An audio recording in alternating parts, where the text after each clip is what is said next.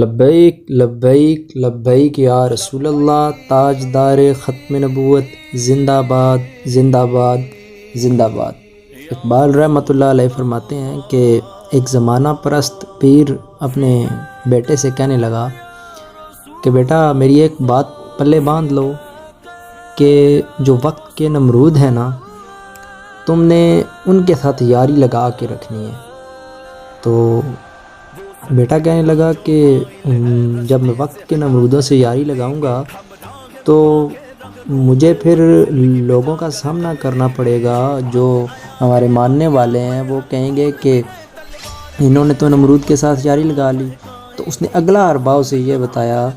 کہ اسے کہا کہ نمرود سے فیض پھر لینا ہے، جو وقت کے نمرود ہیں فیض ان سے لینا ہے، لیکن اس کے ساتھ ساتھ تم نے ابراہیمی کا ڈھونگ بھی رچانا ہے۔ تو بات پھر ویسے ہی ہے کہ بابا جی کہتے ہوتے تھے کہ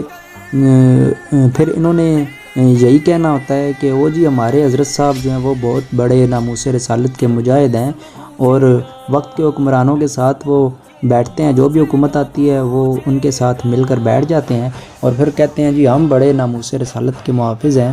تو بابا جی کے وہ الفاظ مجھے یاد ہیں، بابا جی کہا کرتے تھے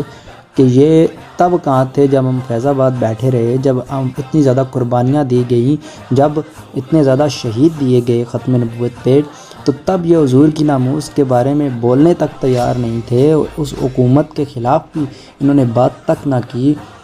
اور پھر ان کے چیلے کہتے ہیں کہ ہمارے حضرت صاحب جو ہیں وہ ناموس رسالت کے بہت بڑے مجاہد ہیں۔ تو ان کے لیے بات یہی ہے کہ جب غازی صاحب کو پھانسی لگایا گیا اور جب غازی صاحب تختہ دار کی طرف جا رہے تھے، جب انہیں شہید کر دیا گیا، تو باتیں پھر وہی ہیں کہ یہ سب کچھ یہاں پہ رہ جانا ہے، ٹھیک ہے، اس سب نے یہیں پہ رہنا ہے، اور آخرت میں اس کا کوئی حصہ نہیں ہے ان ایسے لوگوں کا۔ اور پھر بابا جی یہ بات بھی کہا کرتے تھے کہ اے حلقہ درویشاں وہ مرد خدا کیسا، وہ مرد خدا، وہ جو غازی ملک ممتاز حسین قادری ہیں، یہ ان کے بارے میں کہہ رہے تھے کہ وہ مرد خدا کیسا جو بازو پھیلا کے چل رہے تھے اور تختہ دار کی طرف جا رہے تھے، اور تختہ دار پہ چڑھ کے کہہ رہے تھے کہ لبیک یا رسول اللہ۔ اور آج تو اس نعرے کو بھی انہوں نے سیاسی بنا دیا ہے اور کہتے ہیں جی یہ تو سیاسی نعرہ ہے۔ میں نے کہا جب غازی صاحب نے اپنی جان دیتے ہوئے کہا کہ یا رسول اللہ میں حاضر، پھر تو بات ہی ختم ہوگی۔ جب بات حضور کی آ گئی تو پھر تو بات ختم ہی ہوگی نا۔ اللہ پاک فرماتا ہے کہ لوگ اپنی پھونکوں کے زور سے اللہ کے نور کو بجھانا چاہتے ہیں، اور تم دین کے خلاف باتیں بھی سنتے ہو، دین کے خلاف باتیں بھی کرتے ہو، تو اس سے باز آ جاؤ۔ پاکستان دین کے لیے بنا ہے اور انشاءاللہ دین تخت پہ آ کے رہے گا۔